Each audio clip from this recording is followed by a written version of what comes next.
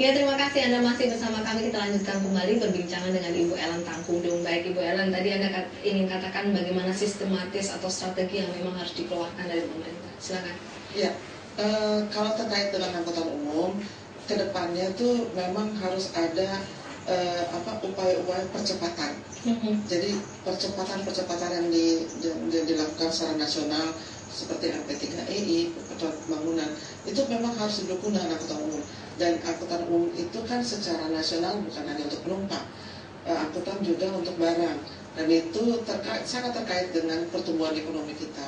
Jadi yang harus dilakukan adalah memberikan tanggung jawab sepenuhnya terhadap angkutan umum. Artinya dengan kalaupun harus memberikan insentif, berikan insentif itu. Jadi misalnya terkait dengan kenaikan BBM, angkutan umum harusnya tidak bisa naik.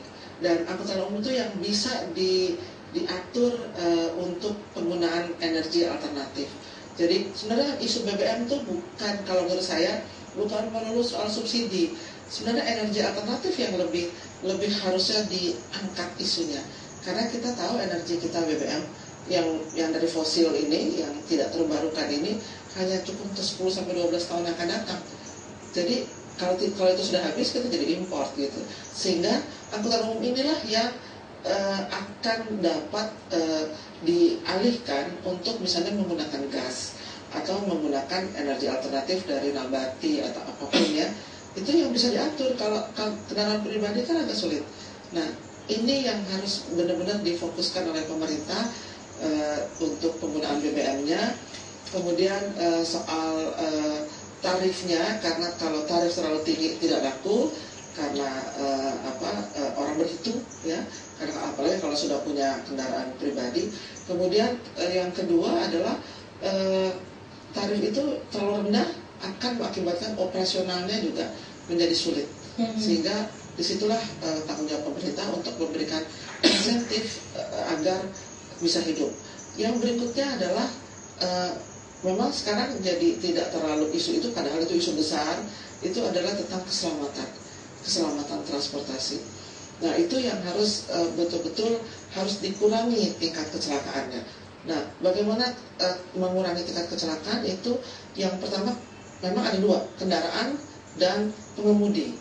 Ya, kalau kendaraan kendaraan itu harus menjadi fokus dengan memperbaiki semua uji kelayakan, baik uji kelayakan terhadap operasional kendaraan maupun terhadap emisi gas buang, supaya tidak terjadi lingkungan kita menjadi kotor.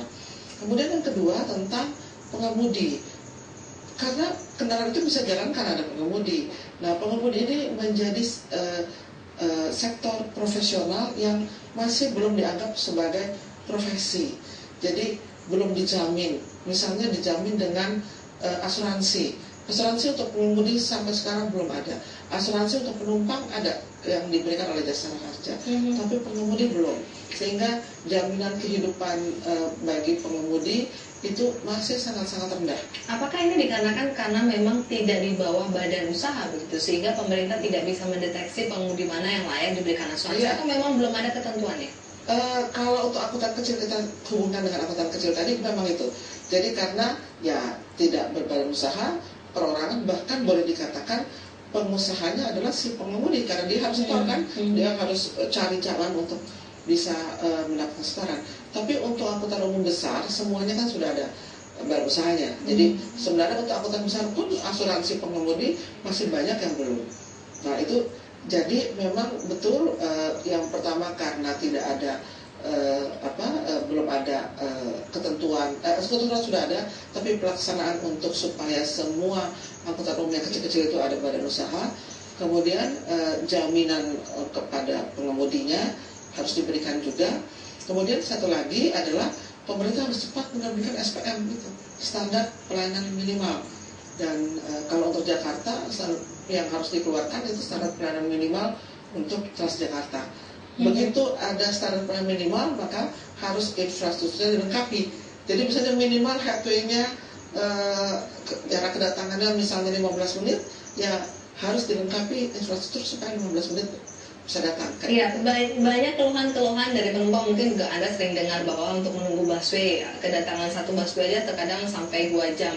Jika itu di tengah jam-jam sibuk begitu ya, jam-jam kerja, iya. Yang nunggunya lama justru di jam tidak sibuk. Iya, kalau di jam sibuk. Apakah ini memang armadanya disengaja dikurangin begitu?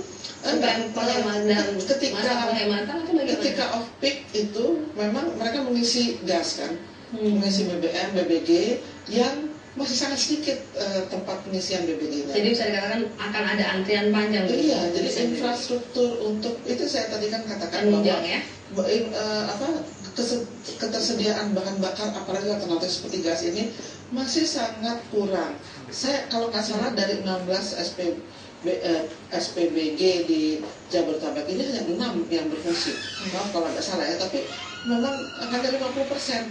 Jadi ketika jamnya ada off gitu, mereka akan mengisi bahan bakar dan antriannya itu bisa 2 jam sendiri. Dan ini terjadi kalau waktu sibuk nggak boleh, karena itu kan harus melayani penumpang. Nah, jadi ketika jam tidak sibuk mereka mengisi, itu terjadi. Jadi bukan hanya armada yang perlu ditambah kapasitasnya, tetapi juga untuk pengisian bahan bakarnya pun harus dipenuhi juga ya, paling tidak untuk mengurangi adanya antrian yang cukup panjang. Baik, Bu Adam, kita break terlebih dahulu. Dan pemirsa jangan kemana-mana, Ivi akan segera kembali setelah jeda berikut.